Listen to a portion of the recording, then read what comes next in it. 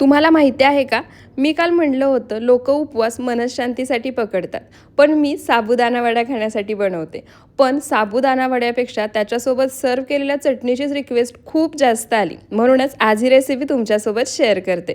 त्यासाठी मिक्सरच्या भांड्यामध्ये इथे मी 5 हिरव्या मिरच्या घेतल्या आहेत. त्या अशा पद्धतीने तोडून यामध्ये घालायच्या, म्हणजे मिरची व्यवस्थित बारीक वाटली जाते.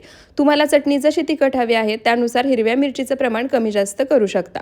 अर्धा चमचा साखर घालायची, 2 चमचे भाजलेल्या शेंगदाण्याचं कूट आणि चवीनुसार मीठ घालायचं. सर्व साहित्य मिक्सरला फिरून अशी पेस्ट तयार करून घ्यायची. वाटण तयार झाले. आता एका बाउलमध्ये इथे मी 1 वाटी दही घेतले, ते घालायचं. दही घेताना लक्षात ठेवा, जास्त आंबट असणारं दही वापरायचं नाही. आता हे दही आपल्याला छान असं फेटून घ्यायचं आहे. छान क्रीमी टेक्स्चर असं या दह्याला आलं पाहिजे. तर इथे पहा, दही मी फेटून घेतलं आहे. तुम्ही याचं टेक्स्चरसुद्धा पाहू शकता. आता जे वाटण आपण तयार करून घेतलं आहे ते सर्व वाटण यामध्ये घालायचं. तुम्हाला जर हवं असेल तर तुम्ही हे सर्व साहित्य एकत्र करून दह्यासहित मिक्सरला फिरवून घेतलं तरी चालेल. आता मिक्सरच्या भांड्यामध्ये थोडंसं वाटण शिल्लक राहिले, त्यामध्ये मी अर्धी वाटी पाणी घातले. पाण्यासोबत हे वाटण मिक्स करायचं, म्हणजे मिक्सरच्या भांड्याला लागलेलं वाटण वाया जाणार नाही. आणि हे पाणी यामध्ये घालायचं आणि पुन्हा सर्व साहित्य गुठळ्या न होता एकसारखं मिक्स करायचं.